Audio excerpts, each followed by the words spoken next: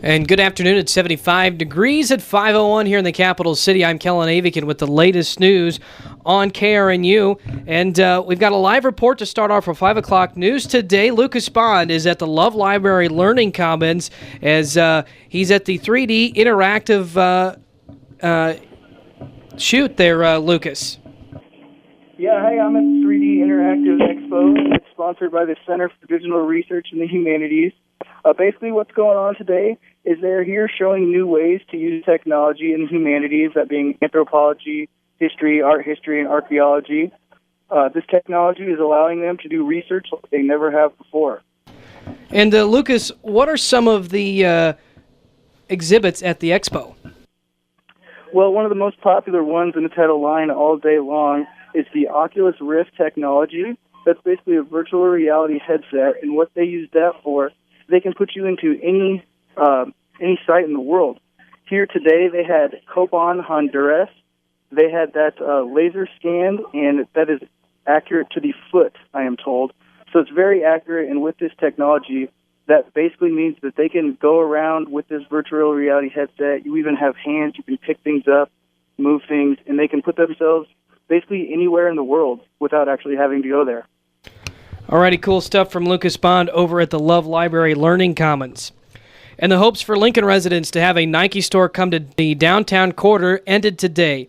Former UNL football star Ndamukong Suh sparked talks about moving a store to campus, but the university and TFL Development Incorporation could not come to an arrangement. UNL Communication Director Steve Smith says he's disappointed in the outcome. Well, there was never a signed contract in this case. I know that negotiations did proceed, but unfortunately they just weren't able to come to agreeable terms. This sometimes does happen, and it's unfortunate. There are currently no plans for the building moving forward. Today, a bill that would encourage some Nebraska school districts to lower their property tax levies won first-round approval in the legislature. Senators voted 38-0. The bill would remove and excuse school boards used to lower their levy rates and tighten budget restrictions for projects involving environmental hazards. And then local Nebraska farmers and ranchers are lending a helping hand to their fellow farmers. They're donating hay, fencing, and other supplies to victims of wildfires that scorched land of farmers along the Oklahoma-Kansas border. The fire has destroyed nearly 600 square miles of land, residences, and livestock. The University of Nebraska launched a campaign called Commit to Complete. The campaign pairs students with advisors to help them graduate on time by planning a course load of 30 credit hours per year. College of Journalism Mass Communications academic advisor Jill Arce says the college has a plan in place to help their students. Okay, so what we're planning on doing is we have a JOMC 100 course for all students in our college. So within the first 6 weeks while they're at the university, they'll be able to develop a 4-year long-range plan so they'll know exactly what they need to take every semester to graduate in 4 years. UNL President Hank Bound says only 30% of college students are completing degrees and entering the workforce in 4 years. And now here's Jack Housengate with National News. Presidential candidate Donald Trump is making controversy again. Trump pressed earlier today on MSNBC his support for a ban on abortion and that punishment would be in order for women who have them. The answer is that there has to be some form of punishment. For the woman? Yeah, there has to be some form. 10 years. I don't know. That I don't know. Trump has since reversed his statement. National polls say the Republican frontrunner already lacks major support from women. All three Republican candidates for president stepped away from their pledge to support the GOP nominee during last night's CNN town hall in Milwaukee. Donald Trump, Ted Cruz, and John Kasich all declined to say they would unquestionably support the candidate who emerges as the representative. Cruz hedged when asked if he would give his support to Trump if he becomes the nominee. I'm not in the habit of supporting someone who attacks my wife and attacks my family. GOP candidates first discussed the pledge during a debate last August. The White House announced today that President Barack Obama is commuting the prison sentences of 61 people serving time for drug offenses. Previously, Obama called for reducing mandatory minimum sentences for nonviolent crimes. The White House says Obama has now granted 248 commutations, more than the past 6 presidents combined. Prosecutors announced today that the Minneapolis police officers involved in the fatal shooting of a 24-year-old man will not be charged with his death. David Clark was shot on November 15, 2015, while struggling with two officers while intoxicated. Attorney Mike Freeman says the two officers' use of force was justified because Clark was reaching for their guns. A plot to poison a first grader has caused a stir in an Alaskan city. Police say parents of first-grade students at Winterberry Charter School in Anchorage received an email regarding 3 students' plan to poison a classmate using silica gel packets. Police say the plot emerged from an ongoing feud. The students have since been suspended. Egypt formally asked Cyprus today to extradite a detained Egyptian man who authorities say admitted hijacking an Egypt Air flight. Police identified the hijacker as Saif Eldin Mustafa yesterday, adding that Mustafa forced the Cairo-bound plane to land after telling the crew he was armed with explosives. Cyprus officials say the incident was not related to terrorism. Mustafa will remain in a Cyprus prison for the next 8 days. This has been Jack Housengate for all the latest in national news. Keep it right here. You're listening to KRNU. A scout is trustworthy, loyal, helpful, friendly, courteous, kind, obedient, cheerful, thrifty, brave, clean, and reverent. These timeless values are instilled in the scouting program and taught to boys through fun adventures. The Cornhusker Council offers programs for boys and girls through age 20, from shooting to rock climbing to canoeing and more. The Cornhusker Council has your adventure waiting. For more information, log on to cornhuskercouncil.org. 23 million small businesses are open for business in the United States, providing more than half of all American jobs. What helps these small businesses thrive? Good transportation, a well-trained labor force, and a healthy infrastructure, an attractive streetscape, and comfort and safety for pedestrians. Good planning delivers these benefits to small businesses. Learn more at planning.org. That's planning.org. A message from this station and the American Planning Association. Welcome back, and here's more local news. A staff member of Brownell Elementary School found a small homemade explosive device Tuesday afternoon outside the school grounds. Staff members brought the black canister with the wick into the office to get it away from the children before calling the bomb squad. The device appeared burned out and didn't appear to have exploded. Lincoln Public Schools director said the device wasn't big but was capable of hurting someone. The sized device will be stored for further investigation.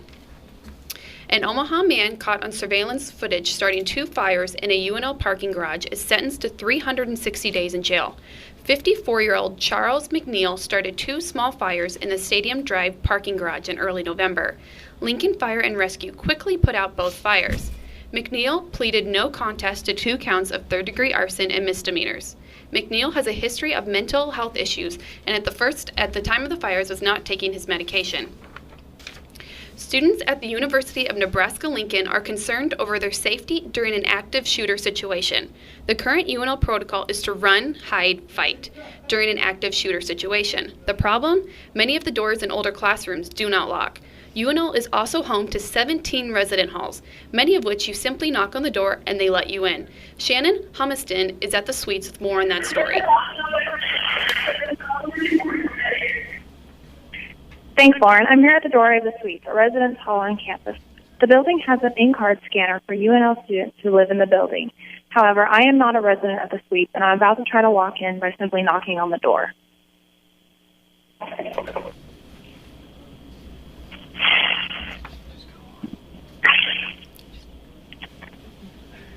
I'm walking in now, and I'm in the building. This is what students are worried about. People are allowed into buildings without credentials, and doors do not lock. Safety comes into play. A group of students have started the Lock Your Door campaign on Twitter. Their goal is to get awareness out there and for all professors to have an active shooter plan along with doors that lock. The campaign is only just beginning. For KRNU News, I'm Shannon Humiston, and back to you, Lauren. Thanks, Shannon. A Lincoln woman advanced Monday on NBC's The Voice. Hannah Houston's performance of House of the Rising Sun was well received by voice judges, and her coach, Pharrell Williams, enjoyed her performance enough to advance her to the next round. Houston had help preparing for Monday's performance from Miley Cyrus, who even said she wanted to be Houston's backup singer. Houston is an elementary school teacher at Arnold Elementary. The Kings and Queens Drag Show returns to the City Campus Union Friday with a full performance roster. Tanner Reckling, a performer in the show, is excited to expose his creativity and art to an audience. The costuming and the songs and the performance, and I don't know, it just feels kind of liberating to just do your own thing. And yeah, definitely, like as a drag queen, you have to get like the whole setup. Sometimes you spend a pretty penny too, but I think it's always worth it. Entry is free, but all tips performers receive and all funds raised by concessions will go towards sending UNL students to a leadership conference in Chicago, Illinois. The show will start at 8 p.m. And here's Anthony with the latest in sports. Thank you very much, Lauren. Nebraska men's basketball player Jake Hammond has decided not to return to the Cornhuskers for next season. The sophomore forward will be transferring after the spring semester concludes, according to head coach Tim Miles. Hammond finished the 2015-16 season averaging 2.2 points a game and 2.8 rebounds, including a record 11 points in the Huskers' victory over Tennessee earlier this year. Hammond does not know what school he is planning to go to, and he has 2 years of eligibility after the 2016-17 season. The Nebraska baseball team continued their hot streak with a win over in-state rival Creighton. The Huskers beat the Blue Jays 8-2 on Tuesday night on a windy day in Hawks Field. Nebraska was led by senior outfielder Ryan Bolt, who went 3 for 4 and hit 2 home runs. The Huskers are now on an 8-game winning streak going into this weekend when they host a 3-game series against Big Ten opponent Illinois. NASCAR racing action starts back up after a week off. After not racing over Easter weekend, the NASCAR Sprint Cup Series returns to action with the STP 500 at the shortest track on the tour, Martinsville Speedway. Kevin Harvick leads the Sprint Cup points by only 11 points over Jimmy Johnson following the last race in California 2 weeks ago. Coverage for the STP 500 begins on Sunday at 10:30 Central Time, with the race scheduled to begin at approximately noon on Fox Sports 1. The NCAA tournament is only 2 rounds away from crowning its next champion. After 2 hard weeks of competition, the bracket of 64 has been narrowed down to the final 4 that are still in the hunt for the national title. The last 3 games of the tournament are set for this weekend at Energy Stadium in Houston. The 2 semifinal games will be on this Saturday, with the championship game played next Monday. The first game is between Villanova and Oklahoma, a couple of 2 seeds, and the second game will feature 10th-seeded Syracuse against number 1 seeded North Carolina. The winners of both games will play for the title on Monday. The Golden State Warriors continue their quest to win 73 regular season games. The Warriors added another victory after beating the Washington Wizards 102-94 on Tuesday. But during a post-game interview, Warriors star point guard Stephen Curry told Craig Sager, who was one of the top greatest motivations for the team to keep going. I mean, seeing you and doing what you're doing, I mean, we got no excuses. So, you're an inspiration for us to, just keep doing what we're doing, keep fighting, and that's the mentality we have, and it's kind of contagious. So thank you. Sager was covering the game for TNT a week after he announced he had terminal cancer. Golden State improved to 67-7 after Tuesday. The Warriors will play again tonight against the Utah Jazz on ESPN. And finally, the Major League Baseball season begins this weekend. 3 games are scheduled for this Sunday to open the 2016 season, all 3 of which can be seen on ESPN and ESPN2. The games for opening day feature the St. Louis Cardinals playing the Pittsburgh Pirates, the Toronto Blue Jays against the Tampa Bay Rays, and finally a World Series rematch between the New York Mets and the reigning champion Kansas City Royals. That's all for sports. I am Anthony Ainsley for KRNU. Keep it tuned here for local weather.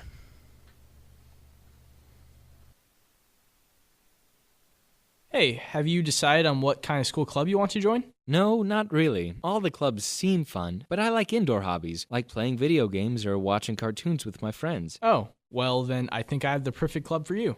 It's called the UNL Anime and TCG Club, a relaxing place where people play video games, card games, talk comic books, and watch Japanese animation together. Really? Is there any sort of entry fee? Nope, the club is free for anyone to join. Sweet. When is Anime Club? And where can I find it? Anime Club meets every Friday night from 7 to 10:30 in Burnett Hall 115. Stop on by next Friday evening if you're interested. Thanks. This sounds pretty fun. I guess I'll give it a shot. When you want to avoid rush hour traffic, you turn to your smartphone for real-time help. In a smart city, buses run on time, good jobs are near good housing, And energy is used wisely to prevent blackouts. Planners are making cities smart today and even smarter tomorrow, putting the power of information to work for you, delivering the services you need, and creating the communities you want. Learn more at planning.org. That's planning.org. A message from this station and the American Planning Association. Welcome back to this KRNU News Update. I'm Parker Siza with a look at weather. In Lincoln today, we saw a high of 76 degrees.